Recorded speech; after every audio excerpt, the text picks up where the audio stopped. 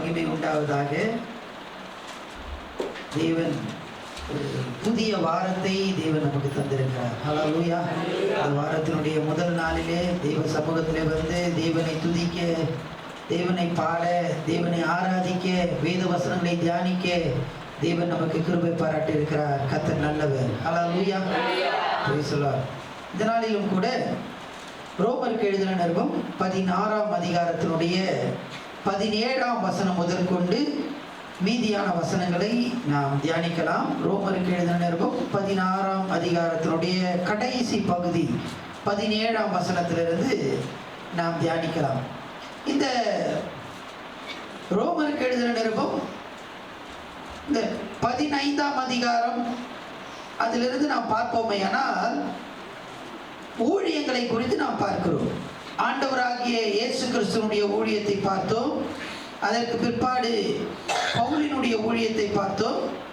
புறம் இன மக்களுடைய ஊழியத்தை பார்த்தோம். நேற்றைய தினத்தில் பாஸ்டர் அவர்கள் அழகாக சொன்னார்கள். அதாவது விசுவாசிகளுடைய ஊழியம். பவுலுக்கு விசுவாசிகள் என்னென்ன ஊழியங்களை செய்தார்கள் என்பதை குறித்து நேற்றைய தினத்திலே நாம் பார்த்தோம். இந்த பகுதியிலே 17ஆம் வசனம் முதற்கொண்டு 20ஆம் வசனம் வரைக்கும், 17ஆம் வசனம் முதற்கொண்டு 20ஆம் வசனம் வரைக்கும் வாசிக்கலாம். அன்றியும் சகோதரரே, நீங்கள் கற்றுக்கொண்ட உபதேசத்திற்கு விரோதமாய் பிரிவினைகளையும் இடரல்களையும் உண்டாக்குறவர்களை குறித்து எச்சரிக்கையாயிருந்து அவர்களை விட்டு விலக வேண்டும் என்று உங்களுக்கு புத்தி சொல்லுகிறேன்.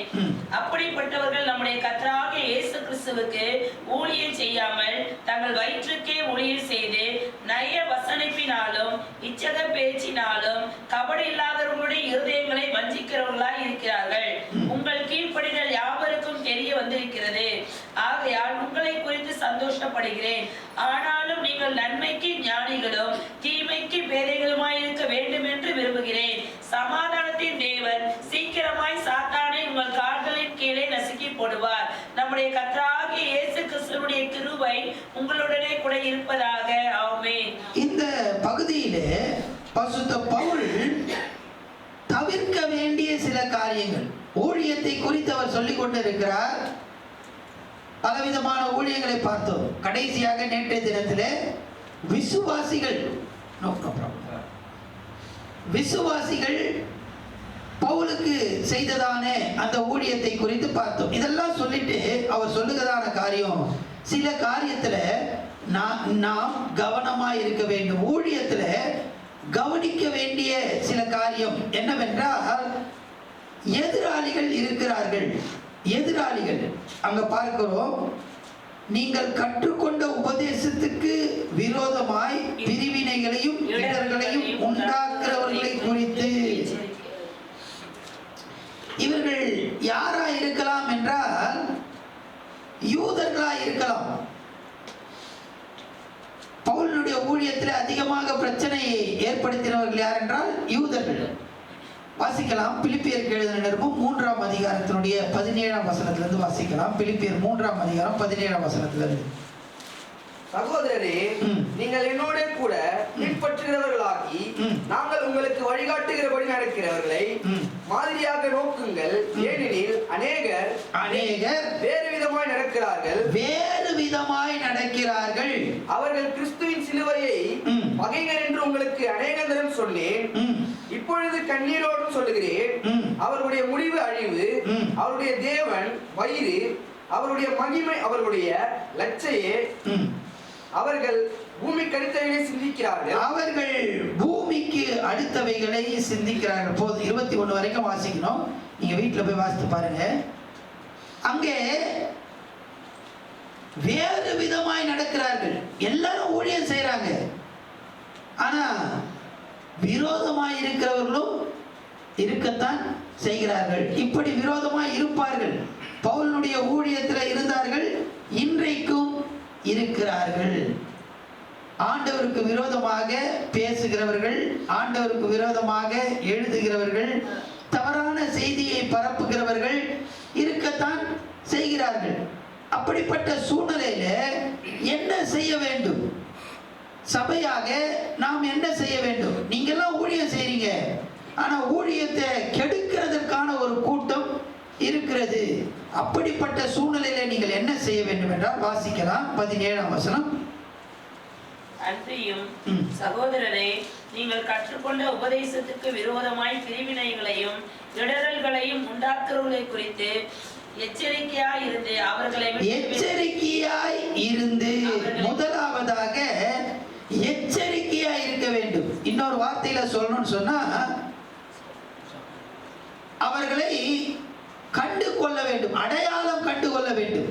எச்சரிக்கையா இருப்பது என்றால் அவங்க என்ன செய்யறாங்க, உண்மையா அவங்க என்னதான் செய்யறாங்க. நிறைய பேர் செய்யறது நமக்கு நல்லது மாதிரியே இருக்கும், ஆனா உண்மையா அது என்னது கிடையாது, நல்லது கிடையாது. அதை அடையாளம் கண்டு கொள்ள வேண்டும். ஊழியத்துக்காக அதை செய்யணும், இதை செய்யணும், இப்படி பண்ணணும், அப்படி பண்ணணும், நிறைய என்ன பண்ணுவாங்க, ஆலோசனை எல்லாம் கொடுப்பாங்க. ஆனா உண்மையா அவங்க ஊழியத்தினுடைய நன்மைக்காக, தேவனுடைய ராஜ்யத்தினுடைய நன்மைக்காக செயல்படுறாங்களா அப்படின்னு பார்த்தா இல்ல. அது பிரச்சனையை உண்டாக்குறதா இருக்கும், பிரிவினையை உண்டாக்குறதா இருக்கும். எனவே அதை அடையாளம் கண்டு கொள்ள வேண்டும். சில நேரத்தில் வந்து சபையில சில பேர் ஆலோசனை கொடுப்பாங்க. ஆலோசனை கொடுத்துதான் ஊழியர்களுக்கு தெரியும். அவங்க சொல்லுவாங்க இந்த ஆலோசனை வேணாம் அப்படின்னு. உடனே அவங்களுக்கு என்ன வந்துடும், நான் சொல்றது என்ன பண்ணல, அதை செய்தாங்கன்னா பிரச்சனை வரும். அதுதான் இங்க பரிசுத்த பவுல் சொல்கிறார், அவர்கள் செய்கிறதான காரியத்தை அடையாளம் கண்டு கொள்ள வேண்டும். உண்மையா நிலைமை என்ன, வெளியில பார்க்கறது அல்ல, உண்மையான காரியம் என்ன, எச்சரிக்கையா இருக்க வேண்டும். இன்னொரு வார்த்தையில சொல்லணும்னா அடையாளம் கண்டு கொள்ள வேண்டும். அதாவது ஆண்டவர் ஏசு ஆண்டவர் சொல்லும் போது சொன்னாரு, ஓனாய என்ன பண்ணுவாராம், அனுப்புவார். அந்த ஓனா என்ன பண்ணோம்னா ஓனாய் மாதிரி வராது. எப்படி வரும், அது ஆட்டு தோலை போத்திட்டு வரும்.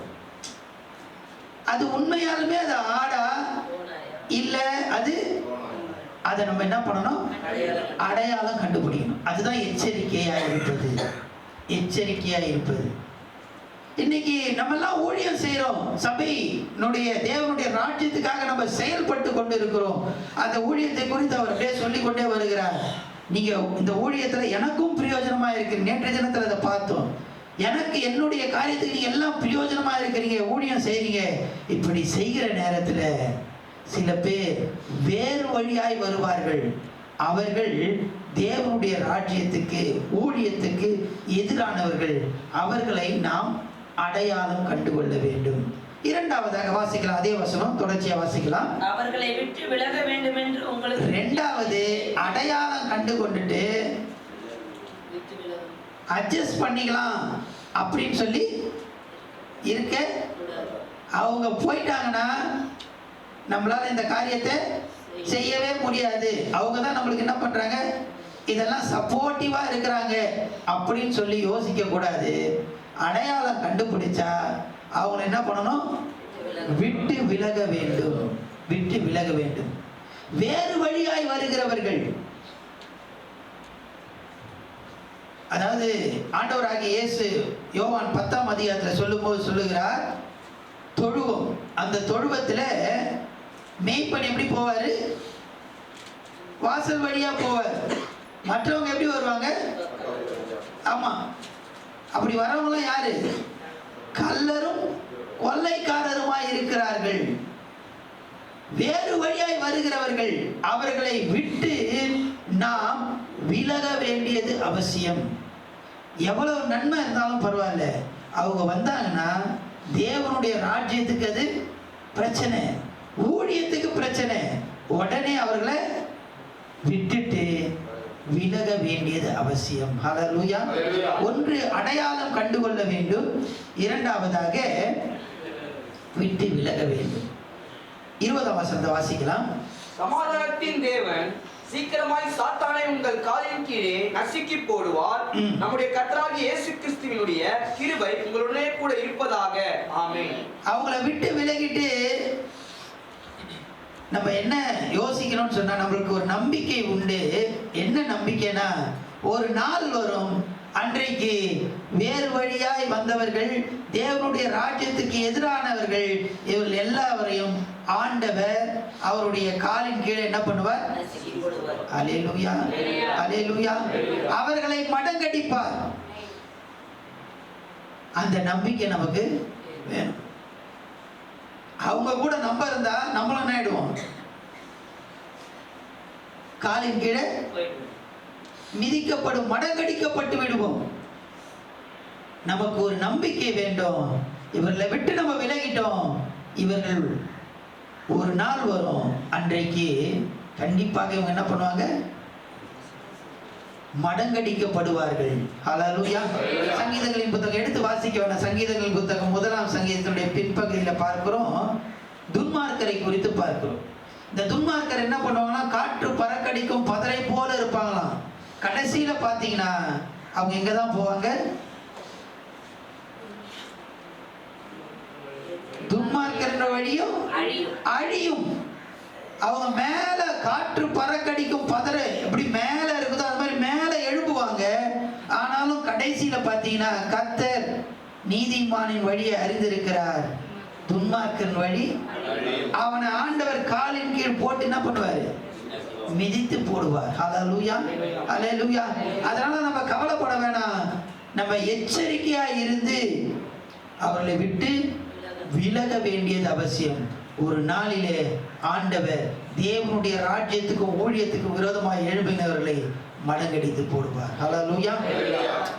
இந்த 20 வசனங்களிலே 20ஆம் வசனம் வரைக்கும் இந்த காரியத்தை சொல்லிவிட்டு கடைசியாக 21ஆம் வசனம் முதற்கொண்டு 24ஆம் வசனம் வரைக்கும் இருக்கிறதான அந்த பகுதியிலே அவர் சிலரை கனப்படுத்த விரும்புகிறார்.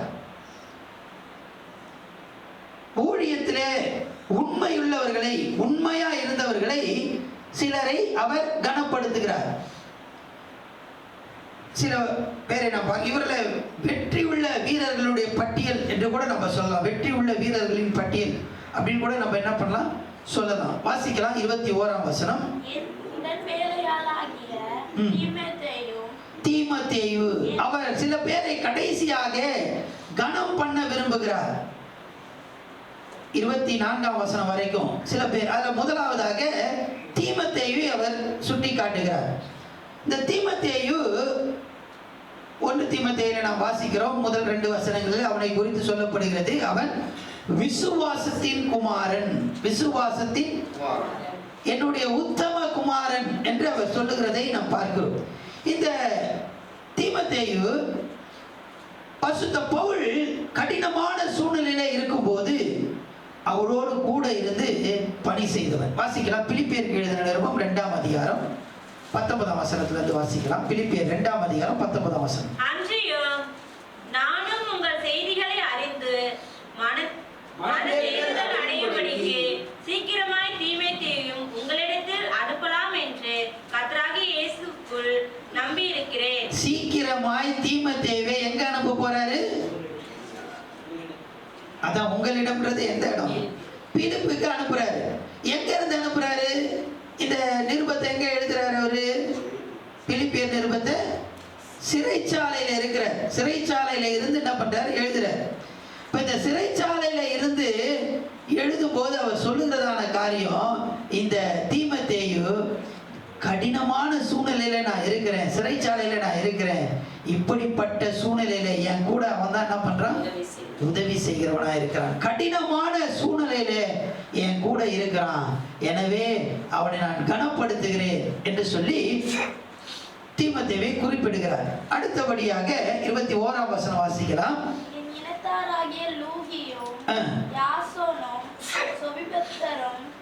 சோபிபத்தர், இந்த 3 பேரை அவர் குறிப்பிடுகிறார். ஒன்று லூகி, யாசோன், சோசிபத்தர். இவங்க யார் அப்படின்னு சொன்னா யூத விசுவாசிகள். யூத விசுவாசிகள் இங்க போடப்பட்டிருக்கிறதான இந்த யாசோன் என்று சொல்லப்படுகிறது. அப்போஸ்தலர் நடபடிகள் 17ஆம் அதிகாரத்தில் ஒரு யாசோன் இருப்பார். அவர் தான் பவுல் என்ன பண்ணுவார், காப்பாற்றிருப்பார். அந்த யாசோனும் இந்த யாசோனும் ஒன்று அல்ல, அவர் வேற இவர் வேற. இவங்க 2 பேரும் யூதர்கள், லூகியும் சோசிபத்தரும் யூதர்கள். ஆனா இந்த யாசோன் யூதரா இருக்க முடியாது. அவர் அங்க சொல்லப்பட்டதான யாசோன் வந்து யூதர், ஆனா இங்க சொல்லப்பட்டிருக்கதான இந்த யாசோன் வந்து ஒரு புற இனத்தவரா இருக்கலாம் என்பது வேத பண்டிதர்களுடைய கருத்தாய் காணப்படுகிறது. இவர்களை பரிசுத்த பவுல் என்ன பண்ணுகிறார் என்றால் கனப்படுத்துகிறார். அவர்களும் உங்களுக்கு வாழ்த்துதல் சொல்லுகிறார்கள் என்று சொல்லுகிறதை பார்க்கிறோம். அடுத்தபடியாக 22ஆம் வசனத்தை வாசிக்கலாம். நிருபத்தை எழுதின தெர்தியுவாகிய நான் கர்த்தருக்குள் உங்களை வாழ்த்துகிறேன். தெர்தியு. இப்பொழுது அடுத்தபடியாக ஒருவரை அவர் கனப்படுத்துகிறார். என்ன கனப்படுத்துகிறார் என்றால், பவுல் சொல்ல சொல்ல யார் தான் எழுதுறார்? இவர் தான் எழுதுறார். இவர் யார் என்றால் பவுலுடைய செக்ரட்டரி, இவர் செயலாளர். பவுல் சொல்ல சொல்ல அவர் தான் என்ன பண்றாரு, நிருபத்தை, இந்த நிருபத்தை அவர் தான் என்ன பண்றார், எழுதுகிறதை பார்க்கிறோம். எனவே நீங்க எல்லாம் இந்த ஊழியத்தில் எப்படி இருக்கிறீங்க, உதவியாளரா என் கூட இருக்கிறீங்க, உங்களை நான் கனப்படுத்த விரும்புகிறேன் என்று சொல்லி பரிசுத்த பவுல் கனப்படுத்துகிறதை நாம் பார்க்கிறோம். அடுத்தபடியாக 23ஆம் வசனத்தை வாசிக்கலாம். 23ஆம் வசனம். சபை அனைத்தையும் உபசரித்து வருகிற காயு உங்களை வாழ்த்துகிறான். பட்டணத்து உக்கிரக்காரனாகிய சகோதரனாகிய குவர்த்தும் உங்களை வாழ்த்துகிறார்கள்.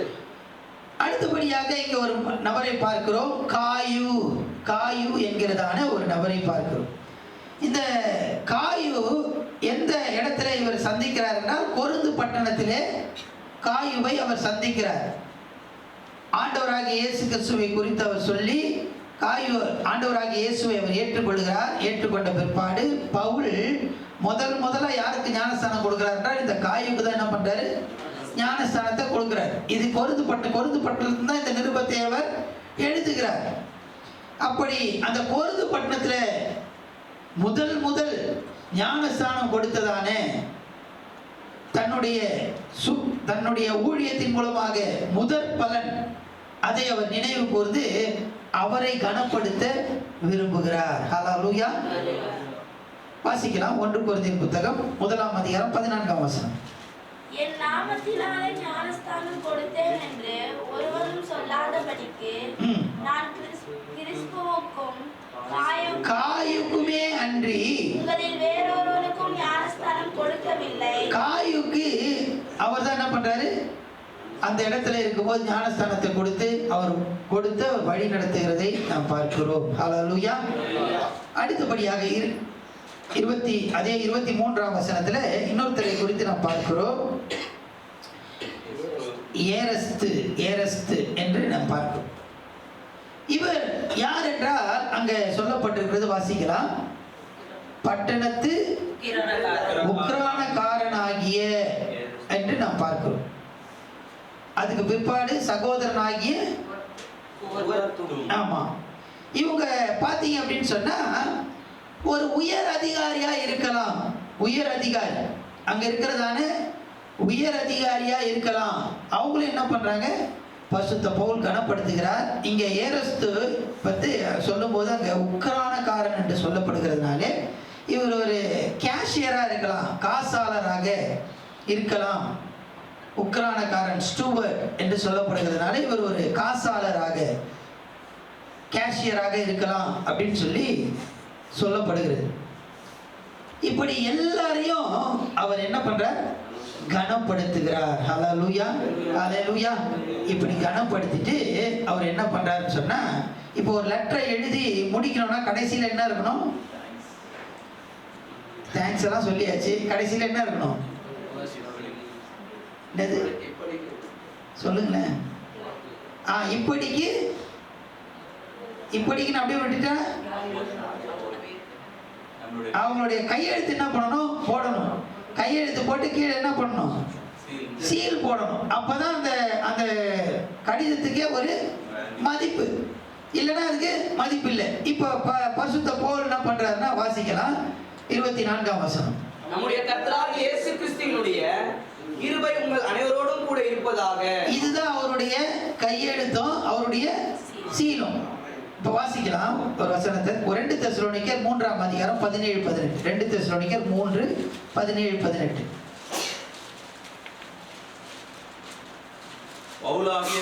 பவுலாகிய நான் என் கையெழுத்தாலே உங்களை வாழ்த்துகிறேன். என் கையெழுத்தாலே உங்களை வாழ்த்துகிறேன். நிருபங்கள் தோறும் எல்லா நிருபத்திலையும் எதுதான் அடையாளம்? இதுதான் அடையாளம். இப்படியே எழுதுகிறேன். என்னப்பா அடையாளம்? வாசிக்கலாம். கர்த்தராகிய இயேசு கிறிஸ்துவின் கிருபை உங்கள் அனைவரோடும் கூட இருப்பதாக. நம்முடைய கர்த்தராகிய இயேசு கிறிஸ்துவின் கிருபை உங்கள் அனைவரோடும் கூட இருப்பதாக. இதுதான் என்னுடைய அடையாளம். நான் எழுதி அனுப்புறதுக்கு எதுதான் அடையாளம்?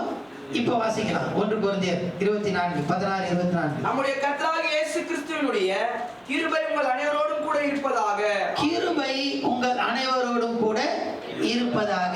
இப்படி பரிசுத்த பவுல் கையெழுத்து போட்டு இந்த நிருபத்தை அவர் முடிக்கிறார். இப்ப நம்மளும் என்ன பண்ண போறோம்? இந்த ரோமருக்கு எழுதின நிருபத்தை படித்து முடிக்க போறோம். நம்ம ஒரு ஸ்டடியா இதை படிக்காம தியானமாக இதை நம்ம என்ன பண்றோம்? இத்தனை நாட்களா பார்த்து கொண்டிருந்தோம். இப்போ என்னப்பா இதுல புரிஞ்சுது அப்படின்னு கேட்டா நம்ம என்ன சொல்லுவோம்? ஏதாவது அப்படிதானே? ஒவ்வொருத்தர் ஒன்னொன்னு சொல்லுவாங்க. கேட்டா என்ன சொல்லுவாங்க? நான் சில நாள் வரலங்க அப்படின்னு சொல்லுவாங்க. சரி, எப்படி வேணா இருக்கட்டும். இதே மாதிரிதான் இதை எழுதுறவங்களுக்கு என்னது, சிலது புரியும், சிலது புரியாது. அதனால பரிசுத்த பவுல் என்ன சொல்றாருன்னா, கடைசியாக 25ஆம் வசனத்துல இருந்து அவர் சொல்றாரு. 25, 26, 27 என்ன சொல்றாருன்னா, காரியத்தினுடைய கடை தொகையை நான் சொல்லுகிறேன். இவ்வளவு நேரம் 16 அதிகாரமும் நான் சொன்னதான காரியத்தினுடைய முக்கியமான கருத்தை நீங்க என்ன பண்ணணும்? ஒரு ரகசியத்தை, இதுல இருக்கிற ரகசியத்தை நான் உங்களுக்கு சொல்றேன் அப்படின்னு சொல்லிட்டு வாசிக்கலாம். 25ஆம் வசனம். ஆதி காலம் முதல் அடக்கமாயிருந்து இப்பொழுது தீர்க்க தரிசன ஆகமங்களினாலே அநாதி தேவனுடைய கட்டளையின்படி வெளியரங்கமாக்கப்பட்டதும் சகல ஜாதிகளும் விசுவாசத்துக்கு கீழ்ப்படியும்படிக்கு விசுவாசத்துக்கு கீழ்ப்படியும்படிக்கு அவர்களுக்கு அறிவிக்கப்பட்டதுமாயிருக்கிற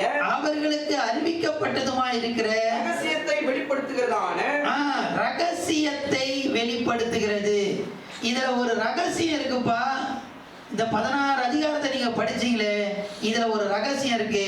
முக்கியமான ரகசியம் என்னன்னா, சபையில இருவரும் ஒன்றாய் இருக்கிறார்கள். என்ன இருவரும்னா, யூதர்களும் புற இனத்தாரும் ஒன்றாக சபையிலே இருக்கிறார்கள். இதை தான் நான் என்ன பண்ணியிருக்கிறேன் இவ்வளவு நேரம் சொல்லிட்டு இருக்கேன். வாசிக்கலாம். எபேசியர் 2ஆம் அதிகாரம் 14ஆம் வசனம்.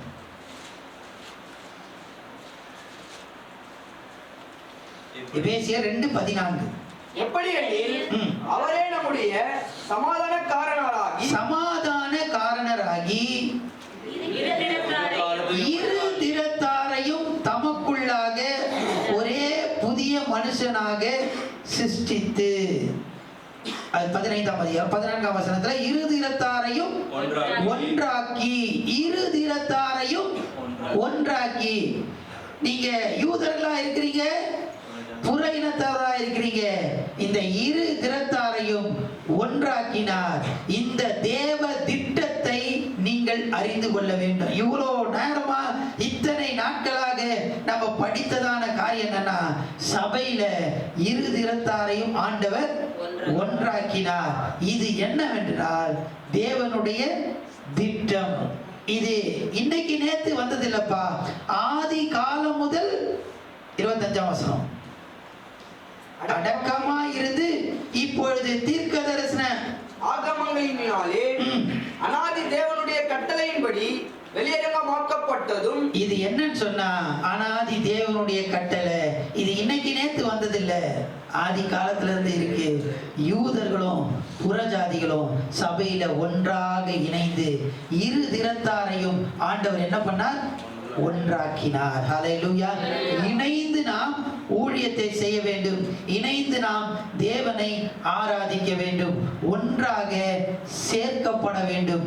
இதுதான் பவுலுடைய முக்கியமான நோக்கமாக இந்த மொத்த அதிகாரத்தினுடைய மொத்த நிருபத்தினுடைய ஒரு காரியத்தினுடைய கடைத்தொகை என்னவென்றால் இருவரும் இணைந்து தேவனுடைய ராஜ்யத்துக்காக செயல்பட வேண்டும். இருவரும் இணைந்து தேவனை ஆராதிக்க வேண்டும். இருவரும் இணைந்து ஆண்டவருடைய நாமத்தை உயர்த்த வேண்டும். ஹல்லேலூயா. 26ஆம் வசனத்தை வாசிக்கலாம். இயேசு கிறிஸ்துவை பற்றிய பிரசங்கமாகிய என் சுவிசேஷத்தின்படியே உங்களை ஸ்திரப்படுத்த வல்லவரும் தாம் ஒருவரே ஞானமுள்ளவருமாயிருக்கிற தேவனுக்கு இயேசு கிறிஸ்துவின் மூலமாய் என்றென்றைக்கும் மகிமை உண்டாவதாக. ஆமென். ஹல்லேலூயா. இப்படி அவர் சொல்லுகிறார். இந்த ரெண்டு பேரையும் ஒண்ணா இருக்கணும்னு சொன்னதுனால தான் பவுலுக்கு என்ன வந்துச்சு? பிரச்சனைகள்லாம் வந்துச்சு. பவுலுடைய ஊழியத்துல அவர் சந்தித்ததான எல்லா பிரச்சனையும் யூதர்கள் மூலமாக அநேக பிரச்சனை இதனாலதான் வந்தது. யூதர்கள் மூலமாக. ரெண்டு பேரும் ஒன்னா தேவனை ஆராதிக்கணும், ரெண்டு பேரும் ஒன்னா இணைந்து ஆண்டவருக்காக கிரியை செய்யணும் அப்படின்னு சொன்னா பிரச்சனை வரும், எதிர்ப்புகள் வரும். இதன் மத்தியிலும் ரெண்டு பேரும் இணைந்து நாம் ஆண்டவரை உயர்த்த வேண்டும். ஹல்லேலூயா. ஆண்டவரை ஆராதிக்க வேண்டும், ஆண்டவருக்காக கிரியை செய்ய வேண்டும், தேவனுடைய ராஜ்யத்துக்காக நாம் செயல்பட வேண்டும். ஹல்லேலூயா. எல்லாரும் சேர்ந்து அந்த 27ஆம் வசனத்தை வாசித்து நாம் முடிக்கலாமா?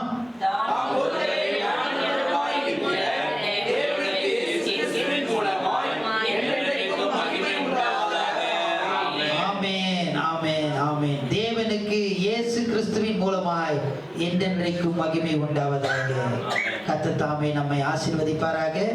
நாளைய தினத்திலிருந்து கலாத்தியருக்கு எழுதின நிருபத்தை நம்ம தியானிக்க போகிறோம். பாஸ்டர் அவர்கள் அதை பொறுப்பெடுத்து நாளைய தினத்தில் நடத்துவாங்க. நம்ம எல்லாம் கண்களை மூடி கர்த்தரை நோக்கி நம்ம பார்க்கலாம்.